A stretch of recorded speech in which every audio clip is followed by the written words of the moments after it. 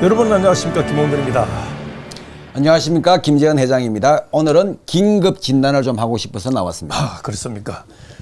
자, 행정복합도시건설청, 네네. 줄여서 행복청. 네. 네. 행복청이 지금 이상래 청장이 하고 있죠. 네네. 예. 네. 자, 세종시를 만들어가면서 네. 중앙청사가 이제 내려와서 행복청과 세종시가 지금 함께 네. 세종 전체를 이제 움직여 나가고 있는데 자꾸 뭔가 지금 불협화음이 들려서 그렇습니다. 긴급 진단을 하도록 네. 하겠습니다. 어쨌든 예. 행복도시건설청을 설립하게 된 배경은 네. 아무래도 이제 20년 전으로 거슬러 올라가서 네. 노무현 정부 시절 네.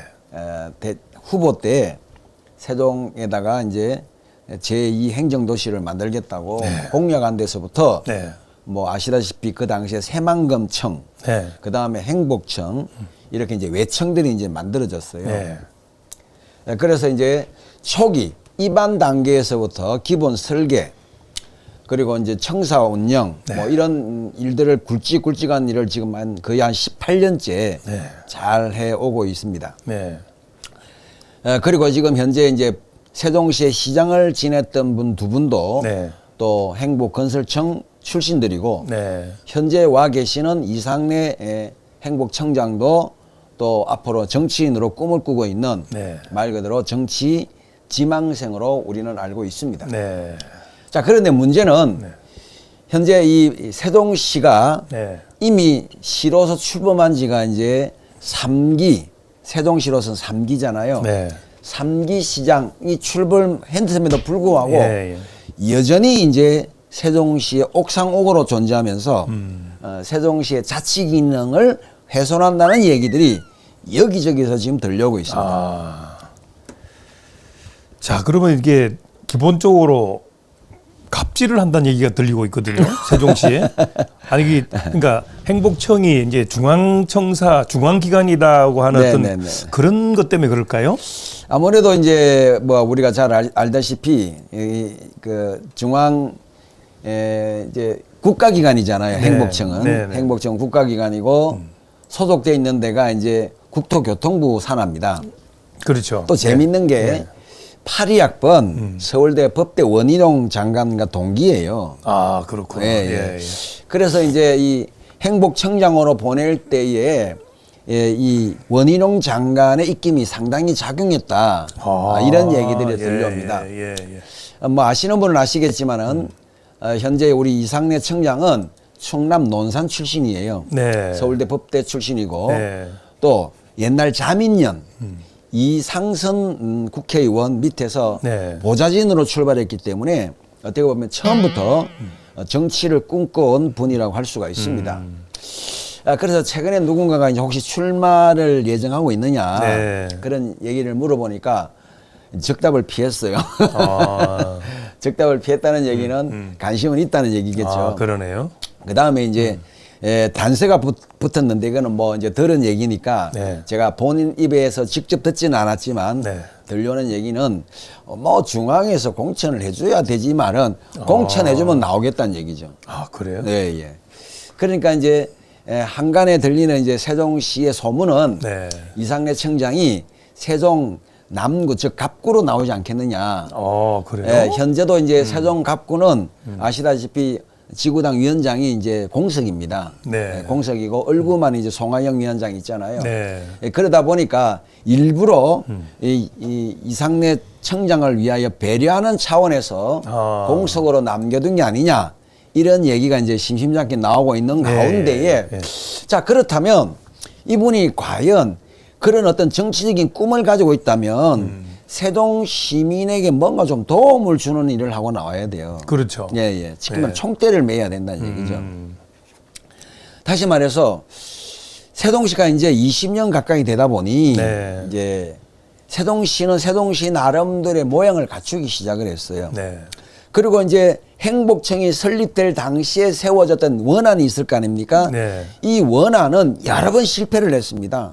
아시는지 모르겠지만 예.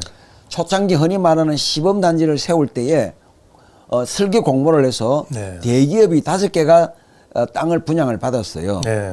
그런데 그 당시에 또 대선을 앞두고 이 이명박과 또 그 당시에 이제 노무현과 이렇게 다투다 보니까 네. 이게 지금 과연 원안대로 가겠느냐 이런 문제가 발생해서 대기업들이 계약을 취소를 했어요. 그렇죠. 기억나시죠? 네, 알고 그 말은 있습니다. 원안대로 안 되는 것도 있다는 겁니다. 네. 두 번째 또 원안이 뭐였느냐면 지금 어반 아트리움이 있는 가로수길, 네. 나성동에 네. 거기에 지금 스트리트 상가를 만든다고 그것도 설계 공모를 했습니다. 네. 설계 공모를 해서 5개 구간이 지금 파트 5 중에 4가 지금 삐그러져서 지금 못하고 있고 1, 2, 3, 5가 만들어졌는데 네. 가보시면 알지만 여러분 정말 대한민국 어디를 가도 그렇게 얼씬연스러운 땅이 없어요. 아, 없어요. 전부 공실입니다. 그러니까 겉모양은 멋진데. 겉모양은 멋진데 예. 실상에 들어가 보면 한마디로 말해서 죽은 상가들이 절비하다는 거죠. 네. 그럼 정책 실패란 말이에요. 그러면 원안을 고수할 게 아니라 바꿔야 됩니다. 네. 새만금도 마찬가지잖아요. 네. 새만금도 원래 그 땅을 기획했던 계획들이 다 틀어져서 결국 문재인 정부 시절에는 뭘 했습니까? 거기다가 엄청난 태양광만 갖다가 쏟아 부었어요. 그렇죠. 예. 자, 그래서 저는 이제 이렇게 이제 말씀을 드리고 싶어요. 행복청의 존재 목적은 네. 국가를 위한 것도 맞지만 네. 결과적으로는 세동 시민을 위해서 존재해야 된다. 그렇습니다. 네. 예. 왜냐하면 결국 여기서 영원히 뿌리를 내리고 살 사람들은 네. 세동 시민이요. 그렇습니다. 또 현재 자라나고 있는 우리 젊은 아이들이기 때문에 네. 이들을 위하여 협조하는 차원에서 행복청이 시의 정책이나 도시계획에 도와주는 쪽으로 이제는 전환을 해야 된다. 네. 그런데도 불구하고 최근에 이상래 청장 어떤 말까지 했느냐면 네. 세종시 행복청이 30년이 지나도 네. 기관으로서 남아야 된다 이런 폭탄 발언을 했습니다. 그래요? 원래 2030년이면 끝나는 건데 예. 그때 가서 한 번 더 법적 지위를 좀 남겨놔야 된다 이런 식으로 하면서 말 그대로 세동시에 갑질을 하고 있다는 거죠. 자, 이것 때문에 세동시에 있는 국장들이 난립니다. 협조가 그래요? 안 된다는 거죠. 예. 지금 사문구조거든요. 네. LH, 행복청, 시청이 어떤 이제 사업 계획이나 건설 계획, 건축 계획을 추진해 나가는데 네. 이게 협의가 안 된다는 거죠. 그래서 상설 협의 기구를 좀 만들어 달라고 CS 얘기를 해도 안 만들어 주는 거예요. 아. 그 오죽 답답하니까 최근에 그 세동시당 위원장 네. 유재하가 가서 예. 간담회를 했는데 네. 뭐 쇼를 한 거죠. 뭐 그 시당 위원장이 가서 살릴 게 뭐 있어요. 그래서 앞으로 이런 첨예한 문제가 이제 계속해서 불거지면 결국 시민들이 불같이 일어나지 않을까 네. 그런 생각을 하는데 지금 현재 행복청은 이제부터라도 세동시의 어떤 계획과 또 앞으로의 발전 계획에 같이 언론화돼 세동시가 좀 주도권을 줄 수 있도록 스포트하는 네. 그런 역할을 행복청이 좀 하면 좋겠다는 것이 시민의 대표로서 좀 바람입니다. 그 세종시가 지금 그 최민우 시장 들어서면서 뭐 좋은 계획들을 많이 갖고 있잖아요. 많이 갖고 있잖아. 예를 들면 예. 관람차를 만들겠다. 네. 그리고 이 6성급 호텔을 짓겠다. 네. 그리고 이제 정말 그 합강 지역 쪽에는 뭐 태권도 파크도 좀 들어오게 하겠다. 네. 이랬는데 정책적인 제안을 내도 LH와 행복청이 자꾸 브레이크를 거니까 지금 그 가뜩이나 세 수입이 없는 시로서는 네. 이게 전진이 안 되는 거죠. 특히 이제 그 상가 과다 분양한 거. 예, 이거는 정말 도대체 누가 어떻게 여기 살아야 되는지 보통 걱정이 아닙니다. 예, 이거는 이제 손실 보상을 저는 해줘야 된다고 하는데 나중에 네. 이제 뭐 행정 소송이 벌어질지도 모르겠지만 예. LH가 여기서 천문학적인 돈을 벌었어요. 그렇죠. 예, 거의 뭐 2조 이상을 벌었다고 우리가 예측할 수 있는데 네. 달랑 뭐 하나 지어주냐면 보행교 하나 지어줬어요. 그거 하나 가지고 생생내고 끝나려고 하면 안 된다는 거죠. 네. 그러니까 이제 원래 이제 토지를 분양하거나 도시 개발 사업을 하면 이익금이 생기지 않습니까? 네. 그걸 환수를 해야 돼요. 지역에다 일부나마. 그러니까 LH가 다 가져갈 것이 아니라 그 당연한 거죠. 이미 1심에서는 이기긴 했는데 네. 그런 것들을 좀 모아서 이번 코로나 사태로 굉장히 손해를 본 자영업자들에게 어느 일정 부분 보상을 해두든지 그다음에 지금 거의 가로수길 기준으로 쳐도 4년 동안 임대료를 못 받고 이자만 내고 있는 분들 네. 이런 분들에 대해서 좀 배려 차원에서라도 뭔가 좀 계획을 세우는 행복청이 돼야 되지 않을까.